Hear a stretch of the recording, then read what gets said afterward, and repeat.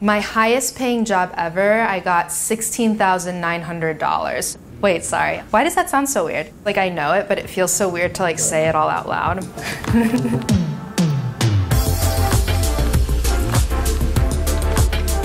I'm a freelance photographer based in New York. I'm 27 years old, and this year I made $125,000. Today we're gonna look at my finances pre-COVID and during COVID so you can see a little bit of what it's like to be a freelance photographer during quarantine. My salary for 2019 was $125,744. Of that amount, $15,000 was paid to me through Venmo, $85,000 was direct deposited, and the last $25,000 was paid through PayPal. And then of course, taxes are taken out later, and for freelancers, that percentage has been up to 41%.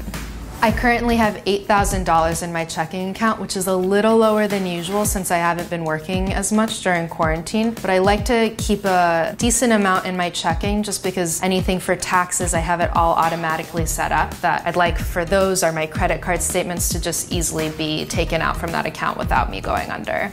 Last year was the first year I really started saving my money just because I saw a spike more in my income and I wasn't living as much check to check, and I ended up putting about $15,000 into my savings last year. On a month-to-month basis, my income varies quite a bit. Because of COVID, I definitely made a lot less money this year. For example, a month during quarantine, I made $3,100 versus a month pre-COVID, I made $13,275. This month, I only had 2 jobs. The smaller job, the $600 job, was for a friend doing a startup, super easy e-commerce type of stuff. The larger $2,500 job was a short commercial segment for a chip brand, so they had a little bit more budget for a way smaller gig. Pre-COVID, for a job in general, my rate kind of fluctuates anywhere between $1,800 and $3,000 for the day. This kind of depends on a lot of things, whether it's just a lifestyle shoot outside, whether we're doing something in studio, and of course the extent to what is happening during editing. I would say every month now, there's probably a few jobs that are around $1,800 to $2,000, and the rest can kind of fluctuate between $700 and $1,500.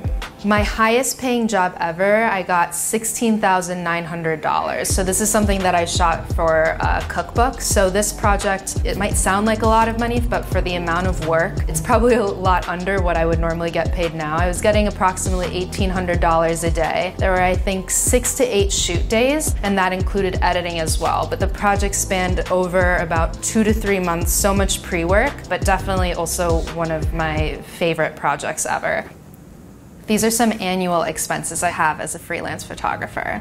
Equipment and hardware is super important. I definitely try and keep updated in terms of the software that I'm using, always making sure I have enough seamlesses. Those are about $50 a roll, and if you want 5 of those or 7 of those, that definitely adds up. My MacBook Pro, I spent between $2,000 and $3,000, but totally worth it and super necessary. I recently got a new camera that is a step above my previous one, a Canon 5D. I spent about $3,000 on that camera. And then for hard drives, I usually go through 2 4-terabyte hard drives a year. These can be between $100 and $125 each. I've had too many experiences of losing work, so I make sure to always back up everything at least twice. So now that I'm not a student anymore, I have to pay full price for the Adobe Creative Cloud. Since I do design work and video work as well, I need the entire thing, so that's $700. My website comes out to about $300 a year. I have the business account, so I can have unlimited images and pages, and a lot of the times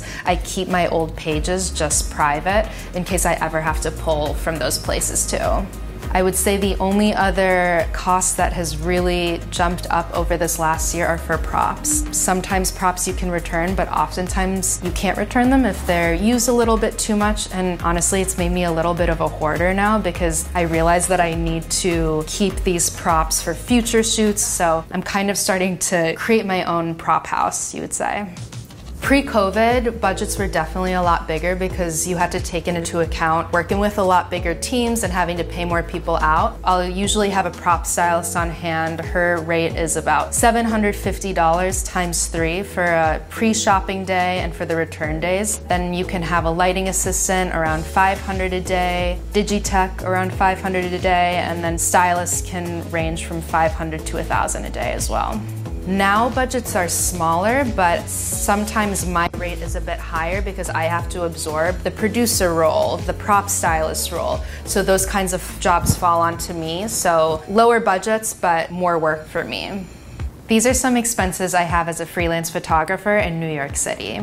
For rent, I spend $1,975. $425 of that goes to my studio space that I shoot in with all my clients. And then for my home space, I spend $1,550. And I have a roommate. We have a 2-bedroom apartment, 2-bathroom. For utilities, $144.42. Subscriptions, $21.60. This is for Google and Spotify.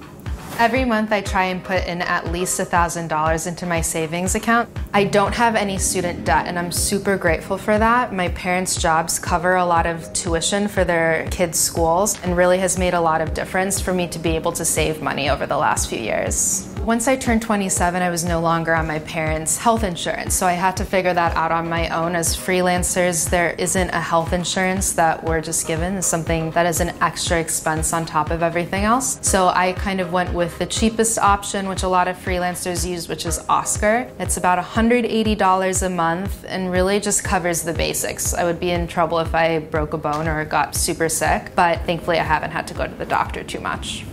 Let's take a look at my monthly spendings. So during quarantine, I spent $30 on transportation. So this was just for 2 Ubers that I took recently. Compared to pre-COVID, my transportation, I spent $551. So a really big difference. Part of that is because I was taking the train a lot in the city. I was taking Ubers around. And then part of the month I was also in LA. And I decided not to rent a car and was taking even more Ubers while I was out there. So during a month in COVID, I spent $560 on groceries versus a month pre-COVID, I'd spent $263. During COVID, I've been cooking breakfast, lunch, dinner, and also spending a lot more time with my boyfriend who comes over. So part of that also goes to the meals that we're cooking together. I'm also just investing more time into the ingredients that I'm getting, spending a little bit more money trying to get organic food from upstate. I started going to my local grocery store, Ozzy's Fresh Market, which is a bit smaller and definitely a lot more cost effective. So you'll see a lot of purchases for $46.63 or $46.18. Now I have a bit less options, but it's forced me to be a little bit more creative in my cooking. My most expensive purchase during May was getting groceries at Ozzy's for $103.74. I spent $70.04 at CVS. This was probably for anything from toilet paper to soap to sanitizer.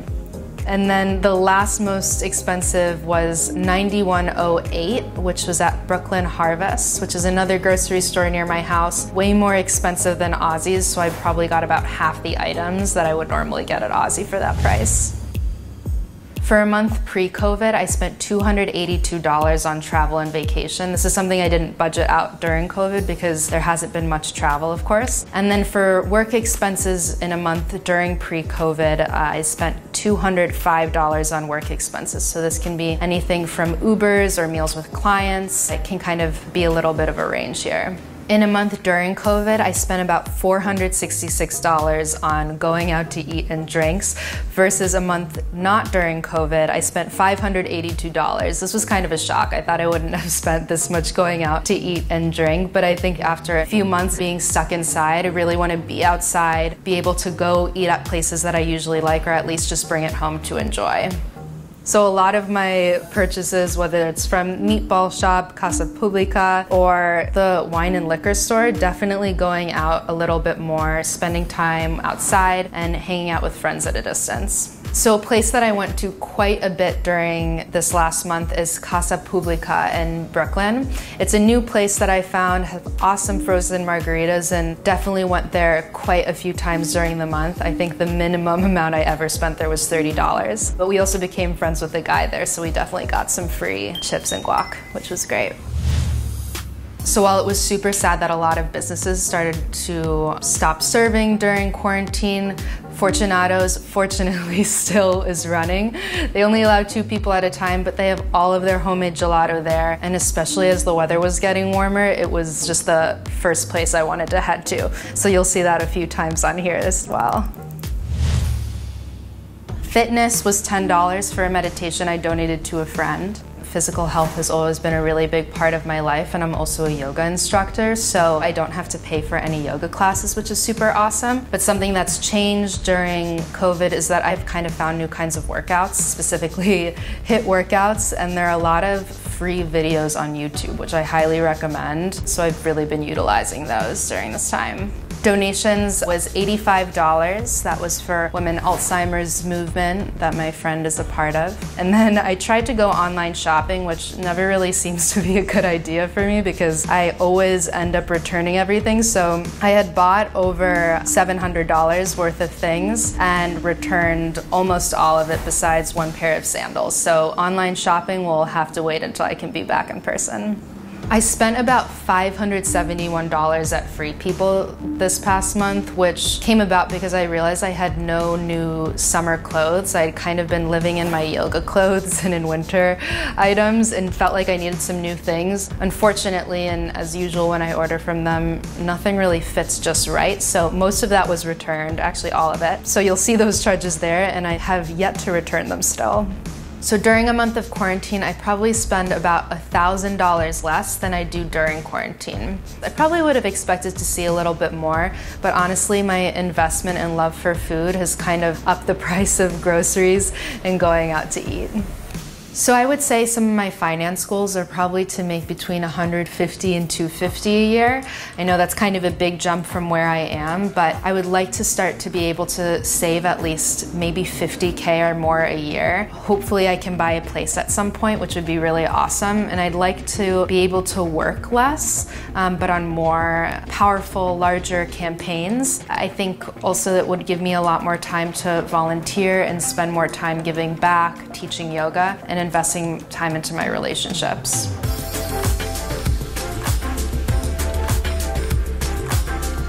Goodbye.